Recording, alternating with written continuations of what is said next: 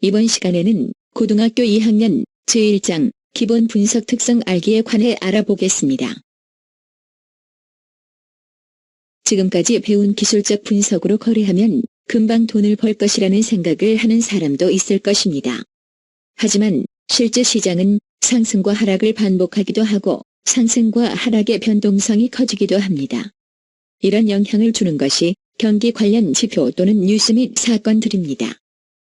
참고로 기술적 분석의 접근 방법은 오직 가격의 현 상태, 즉 오버솔드 또는 오버보트, 그리고 현 시장 패턴 및 여러 인디케이터가 현 시장 가격을 움직인다는 것에 초점을 맞추고 있는 반면 기본적 분석의 접근 방법은 화폐가치 관리, 시장정책, 지정학적 사건, 통화정책 그리고 경제지표 등을 반영하는 화폐의 본질적 가치 평가에 대한 접근 방법으로 장기적 관점에 서 있다는 것입니다. 이렇게 경제, 정치 등의 요소가 현황률 및 거래에 영향을 미치는 것을 연구하는 것을 기본적 분석이라 하며 지금부터 하나씩 알아보겠습니다. 모든 펀더멘탈 정보가 항상 가격을 움직이고 그리고 같은 힘으로 시장에 영향을 주는 것은 아닙니다. 어떤 기간 동안 시장에서 가장 큰 관심을 받는 것이 가장 큰 영향을 주게 됩니다. 예를 들어보겠습니다.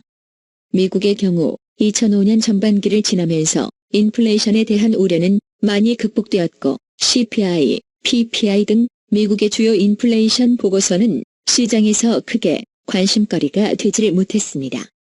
하지만 2005년 후반 에너지와 1차 상품의 가격이 상승하면서 시장에서는 다시 인플레이션이 중요 이슈로 떠올랐습니다.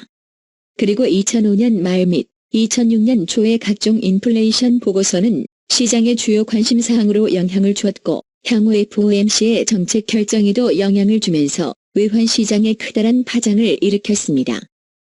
이와 유사한 맥락으로 G7 회의에서 주요 주제가 없는 상황에서는 G7 회의가 시장에서 무시되기도 하지만 환율이 주제가 되는 경우에는 외환 시장이 크게 반응하기도 하는 것입니다.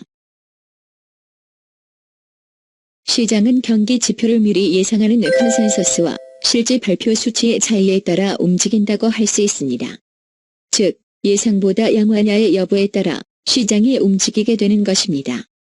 이러한 예상 컨센서스 자료나 경제 지표 발표 일정 등은 각 브로커들이 달력 형태로 제공하는 것이 일반적이므로 정보 수집에 대한 우려는 크지 않다고 할 것입니다. 거래자는 우선 현황률 시장에 영향을 주는 펀더멘탈 요인들을 이해해야 하며 현재 시장이 어떤 상황에 초점을 맞추고 있는지를 빠르게 알고 대응해야 합니다. 또한 거래자는 전문가들과 분석가들의 연구 보고서를 파악하는 것은 물론 매일 포렉스 시장의 새로운 보고서에 익숙해져야 할 것입니다. 예를 들어 만약 인플레이션이 관심사이면 CPI, PPI와 PCE 보고서 등이 어떤 내용을 나타내느냐에 따라 시장은 크게 요동칠 수 있습니다. 또한 만약 경제 성장 전망이 불확실할 때는 소매 판매, 내구재 주문, 그리고 고용 보고서 등이 시장의 초점이 될 것입니다. 이상에서 고등학교 2학년 제1장 기본 분석 특성 알기에 관해 알아보았습니다.